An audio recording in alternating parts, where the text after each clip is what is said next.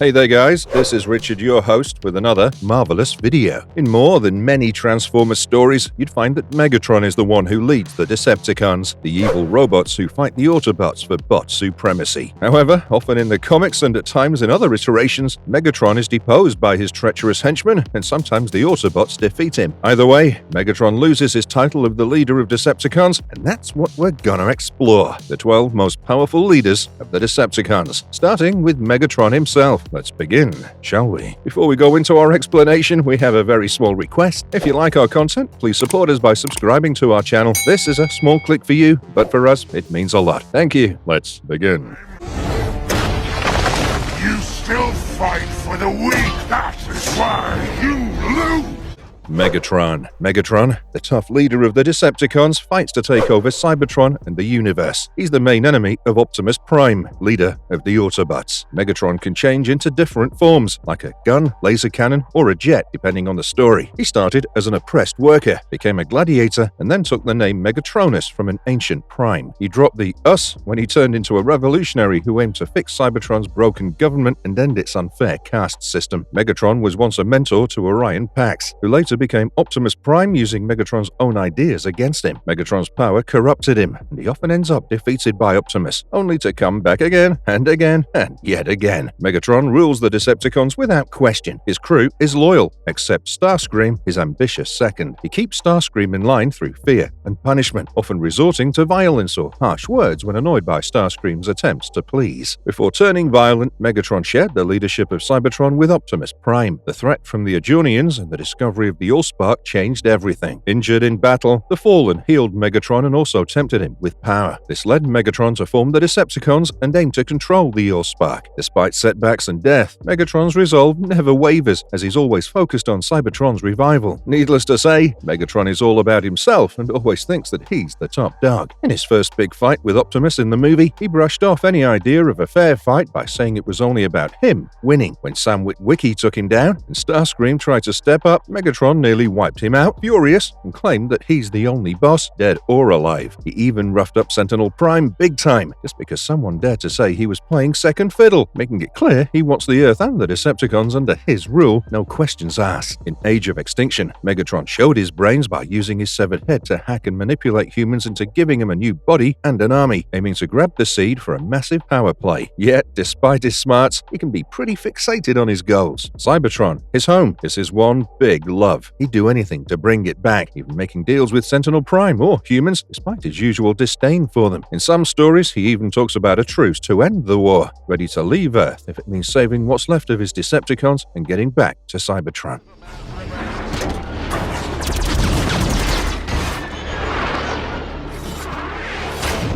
Starscream. If you've watched any of the Transformer movies or shows, or if you've read any of the comics, you'd know that Starscream shows up in almost every Transformers story, always as Megatron's right-hand Decepticon, who turns into a sleek jet. When not serving Megatron, he's the boss of the Seekers, a bunch of jets like him. As the Decepticon Air Commander, he leads the Seeker jets. In many of the iterations, Starscream's big thing is his dream to knock Megatron off the top spot and run the Decepticons himself. Most times, it's all about his own gain, but sometimes, Starscream thinks he's the one to steer the Decepticons right, as he sees Megatron as the problem. Well, Starscream, I can't blame you there. In other stories, he's totally on board with Megatron, or even tries to make peace with the Autobots, flipping between villain and anti-hero. Since Starscream has always eyed Megatron's place as the Decepticon leader, he managed to get his hands on the leadership a few times, but always ends up losing it. However, he's smart, mean, and thinks he's way better than the rest, which could be a flaw, but a leader can't really doubt himself if he wants to lead. Furthermore, Starscream isn't really a fan of Megatron's old-school fight style. He thinks being sneaky, quick, and smart about things is the way to beat the Autobots, and doesn't like a lot of brute force. And let's be honest, you can't win every fight using force and robot muscles. Megatron usually doesn't see him as a big threat, but there are reasons he keeps Starscream around. Some say Megatron secretly respects Starscream's cunning, or he just likes keeping an eye on him. Others think Megatron enjoys having Starscream challenge his power, because the big guy believes it keeps him sharp, or maybe he just finds Starscream's attempts at betrayal entertaining. entertaining. Still, Starscream often pushes Megatron too far, which leads to fights between them, and Megatron has almost ended Starscream for good a few times. Starscream first appeared in a 1983 toy catalog as Jet Robo, an F-15 Eagle jet. Hasbro later named him Starscream in 1984 for the Transformers Generation 1 TV show and comics. Starscream can hit Mach 2.8 and fly up to 52 miles high. He's got launchers for cluster bombs that can wipe out an area of 10,000 square feet and a null ray that knocks out any electronics, including Transformers, by messing with the circuits.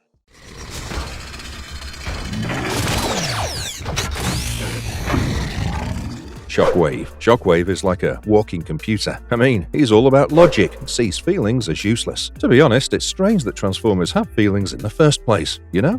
Since they're machines and all that. Anyway, he's super strong, maybe even stronger than Megatron, and thinks he should lead the Decepticons because he's guided by logic. After Megatron lost a battle, Shockwave took over. He started calling the shots and put Megatron in second place. Then, the Dinobots beat Megatron, who went MIA. Shockwave got stuck in a swamp for a bit, and during that time, Soundwave stepped up and won a big victory. When Megatron came back, he and Shockwave split the leadership until Megatron convinced Shockwave with logic to let him lead alone. Meanwhile, Straxus from Cybertron got in touch with Earth's Decepticons and built a space bridge for moving stuff between planets. But Straxus ended up just ahead. After an explosion, Megatron's craziness on Earth made Shockwave and Soundwave think about taking him out. But Megatron ended up on Cybertron, messing things up there until Straxus tried and failed to take over his body and eventually ended up dead. With Straxus gone, Ratback took over Cybertron's Decepticons, but still got orders from some hidden Decepticon HQ. After Megatron thought he killed Optimus Prime, he lost it and seemingly committed suicide. This let Shockwave take over the Earth Decepticons. They worked with Ratbat, who later came to Earth and wasn't easy on Shockwave. He was basically making Shockwave try to prove his worth. Then Shockwave let Ratbat take direct control of Earth missions. Meanwhile, Scorponok followed Fortress Maximus to Nebulas, got bonded with Zarak, and then led his crew on Earth away from Shockwave and Ratbat. Shockwave then disappeared and Ratbat didn't mind taking over. Shockwave tried to run his own small group but went crazy and lost his crew. Scorponok and Ratbat ended up fighting because Starscream stirred things up. After a mess with the underbase, Ratbat got taken out by Scorponok and Starscream got zapped by the underbase. With no one left to challenge him, Scorponok became the top Decepticon on Earth.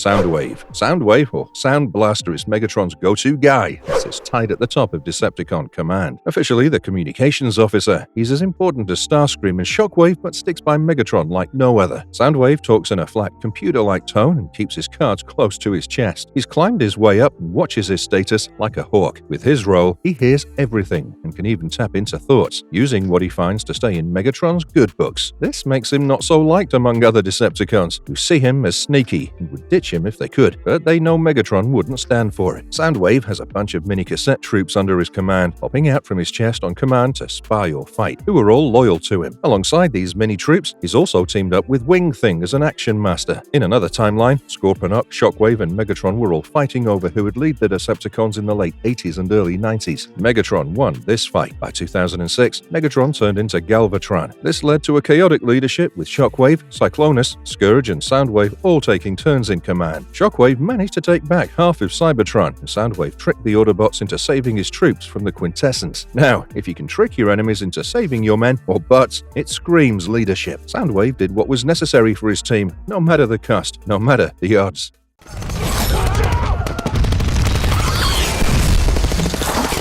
Scorponok. Scorponok is tough, smart, and doesn't play by the rules. He's got the brains and the brawn, and he's happy to use both to get what he wants. His beast mode is a weapon-packed powerhouse, and is equipped with cannons, an electro-stinger tail, and powerful claws. This makes him a nightmare in battle and a strong candidate to lead the Decepticons. Usually, only Fortress Maximus can go toe-to-toe with him. Scorponok teams up with Zarak through binary bonding, and turns Zarak into his head. Sometimes, Scorponok is the smaller headmaster, links with a giant robot body, and goes by Mega Zarak or Black Zarak. In the Headmaster's cartoon, Scorponok left Cybertron to dodge the Great War and landed on Master with other small Transformers. They made big robot bodies, Transtectors, to survive and power up. Scorponok, not liking Fortress's lead, rebelled with some Headmasters but lost and got kicked out. By 2011, Scorponok was with Galvatron and the Decepticons. He stayed off the battlefield and only pulled strings from behind. He tricked the Autobot Headmasters on Prom and plotted to destroy a powerful alloy on Cybertron that Galvatron Galvatron wanted, using bombs to blow up the planet. Taking charge after the chaos, Scorponok said Galvatron was still giving orders. He built a huge transdector for himself, equal to fortresses. He used enslaved beast formers for construction and stole a human satellite for power. In fact, he even tried to distract the Autobots with attacks on Earth while working on his plasma energy bombs. He aimed to use this energy for bombs under Mars to blow it up. Finally revealing his Mega Zarak form, he attacked Fortress Maximus on Mars, but had to flee after a battle with Mars almost destroyed. Scorponok thought he got the Decepticon leadership and even planned a big moon party to become the Emperor. But Galvatron showed up alive and well and took back control. Galvatron got taken down in Alaska by the Autobot headmasters, which left Scorponok to grab the leadership again. He called himself the Emperor of Terror and went back to blowing up Earth with plasma bombs. Bludgeon. Bludgeon is a master of metallicato. You see, he slices through enemies like they're in slow motion. His skills are almost magic, and he totally plays it up. He's tough, keeps to himself, and follows an old-school honor code that makes him both fierce and a bit old-fashioned in his beliefs. He's got the talk and the moves that push him up the Decepticon ladder. Everyone tends to follow his lead, and it kinda makes sense. Bludgeon hangs out with the Mayhem Attack Squad and steps up as a leader when there's a chance, mostly a power vacuum. He's a pretender with a skeleton samurai look, and you can find him with an Energo sword, shield, and an electric cannon. He can throw up smoke screens from his legs and shoot electric fireballs, which makes him a nightmare in a fight. Plus, he can merge with his squad to become Thunder Mayhem. Bludgeon led Thunderwing's squad to take out Jazz, Bumblebee, and Grimlock. Trying to stop the Autobots' teleport to Earth, he ended up in Cybertron's core with them instead. There, despite being on sacred ground, they attacked the Autobots. Bludgeon had the upper hand on Jazz until Bumblebee tricked him into a canal where Sea-Watch nabbed him. This fight accidentally woke Primus up. They all got sent to Earth after, where they warned Scorponok about Unicron and locked up the Autobots when Optimus Prime surrendered to Scorponok to fight Unicron together. During the Decepticon Civil War, Bludgeon was on Scorponok's side. Primus brought them to Cybertron, gave a history lesson, and Bludgeon was ready to take down Unicron cultists. But he bolted when Unicron showed up. After Optimus Prime sacrificed himself to save everyone, Bludgeon was there and plotted with Croc as the Autobot-Decepticon alliance was forming. As Cybertron started falling apart post-Unicron, Bludgeon kept Decepticons in line while secretly not liking the peace talks with Autobots. When Grimlock and Prowl stirred up drama, Bludgeon saw his chance, wrecked the Autobot ships, took over Decepticon leadership, and rallied his troops against living in peace with Autobots. Bludgeon then led the Decepticons to attack Clo.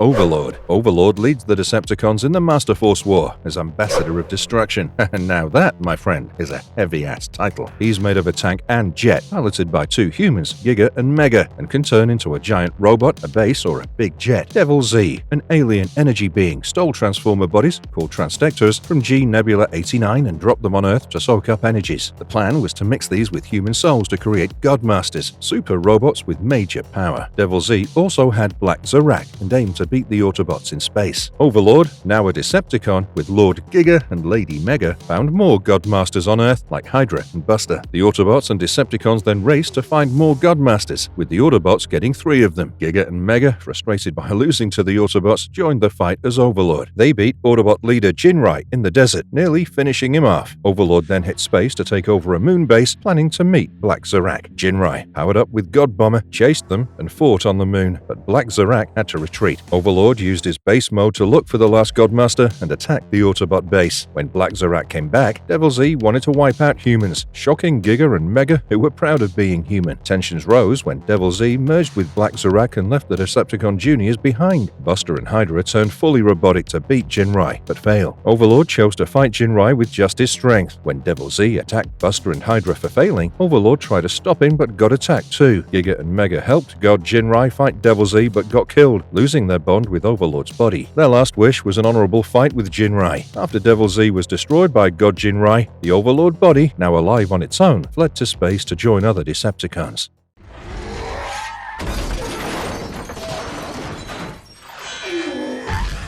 Galvatron. Megatron became Galvatron thanks to Unicron. He tried to destroy the Autobot matrix of leadership but failed and ended up floating in space. His crew later saved him from going crazy because of plasma. He got his sanity back and even worked with Optimus Prime for a bit against a space plague. After some quiet time, Galvatron plotted to blow up Cybertron and Earth using a big energy machine to start a solar explosion. That didn't work either, and he was sent back into space. In the Japanese series, Galvatron kept leading the Decepticons in fights. He ended up frozen by Autobot headmasters. Headmasters. The whole story is about Autobots and Decepticons fighting it out, with Megatron turning into Galvatron, trying to grab power and facing defeat, showing his journey through various battles and schemes. In Big War number 2, Rodimus, Grimlock, Cup, Wheelie, Spike, and Daniel sent Computron to fight Galvatron's Abominus. The Terracons controlled Computron with a special liquid, but Spike saved him with his exosuit. Galvatron backed off after the defeat. In manga number 5, Galvatron attacked the Prime Energy Tower and sent Menasor, Devastator, and Bruticus. Rodimus called Superion, Omega Supreme, and Defensor to fight back. When Galvatron brought in Predaking, Rodimus had the Omnibots trip him, causing a domino effect that beat the Decepticons. Galvatron tried a lot of tricks in the Headmasters manga, like making Megatron clones, trying to take out Fortress Maximus, and making Giltor, a Megatron and Optimus hybrid. He ended up teaming with Rodimus to stop Giltor after it got out of control. After Headmasters, Galvatron was quiet until Battlestar's Return of Convoy. Found under ice, Dark Nova turned him into Super Megatron and then Ultra Megatron, setting him up against Star Convoy.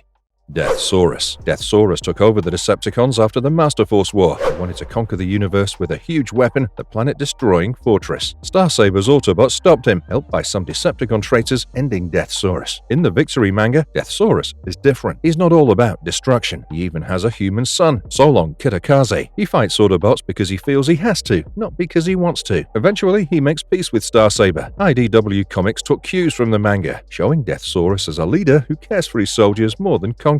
His troops really respect him for this, even if others think he's too soft.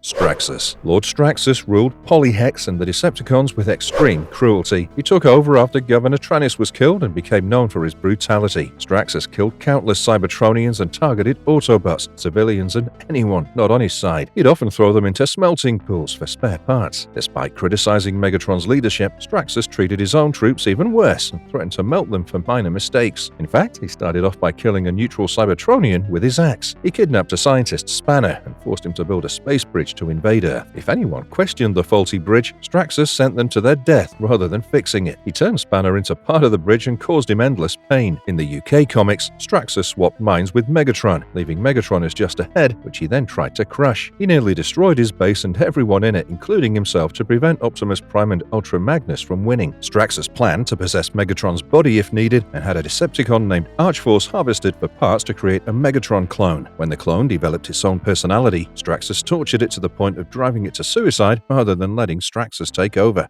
Devil Z. Primacron made the Matrix to hold wisdom and turn it into energy. The Oracle, its first holder, put his wisdom into it and merged it with what became Cybertron, and that's how the Matrix was emptied. The Quintessence got the Matrix next and filled it with bad energy. After the Transformers took it back, they cleared out the evil, which then turned into a revenge-seeking entity called Devil Z. This entity grabbed Power Master bodies from G Nebula 89 and brought them to Earth to soak up Anglemoir energy and Zodiac and turned into Godmasters. Devil Z landed on Earth with 8 transectors, hidden in an ocean trench to absorb energy. He woke up in the 21st century to build his army. He made Giga and Mega into Overlord, the first Godmasters, and told them to find more Transdectors. He also freed Decepticon pretenders and brainwashed the Decepticon leader Scorponok into Black Zorak. There's confusion about where Devil Z and the Transdectors are from. Grand Maximus says Devil Z stole them from G Nebula 89, but Giga says they were parts of a godlike being that came with Devil Z to Earth. While Giga and Mega looked for other Godmasters, Devil Z stayed in the Decepticons'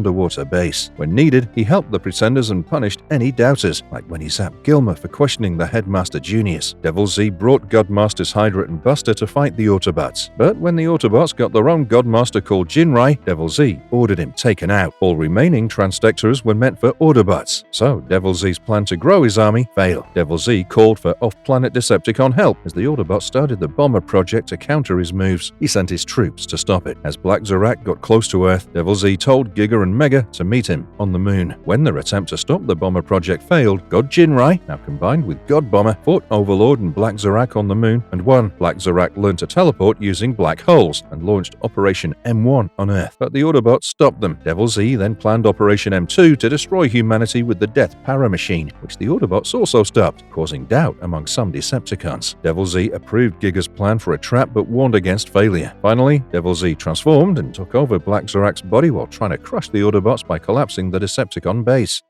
Once the Matrix is gone, my loyalty will return to my one true master, Unicron, the Destroyer. Thunderwing. Thunderwing's early days in UK stories showed him rising in Decepticon ranks. Sent to Earth, he took out 2 Autobots but got stopped hunting the third, Hosehead, by Autobots Nightbeat and Siren. They tricked him and caused an explosion that badly damaged him. He healed, joined a Decepticon team, and tried to attack the Ark but got pushed back by many Autobots. His efforts landed him the role of leader back on Cybertron. In the Marvel US comics, he saw how Grimlock, Jazz, and Bumblebee boosted Autobot morale and sent the Mayhem Squad after them. The plan didn't work. Thunderwing then found out Autobots were looking for the lost creation Matrix. He caught up with Nightbeat, Siren, and Hosehead, learning about their quest. He beat other Autobots to the Matrix, which chose him as its host because of its corruption. With the Matrix, he attacked the Ark, hunting many Autobots. Injured in a surprise attack, the Dark Matrix took him over completely. Nightbeat managed to spear him, and he was dragged out of the Ark by a shuttle that exploded. Though it seemed Thunderwing was gone, the Dark Matrix brought him back to fight Unicron on Cybertron. But even with the Matrix's power, Unicron destroyed him, leaving Thunderwing lifeless once more. So yeah, being a Decepticon leader takes a lot, and is certainly not any bot's cup of tea. You gotta have the smarts, the cunning, the brute force, an aura of intimidation, and most importantly, to control bad guys, you gotta be a bigger, badder guy. Who do you think among these rules as a Decepticon leader? And if you liked our content, don't forget to leave a like and subscribe to us if you haven't already. Have a good one and be safe. Thanks, everyone.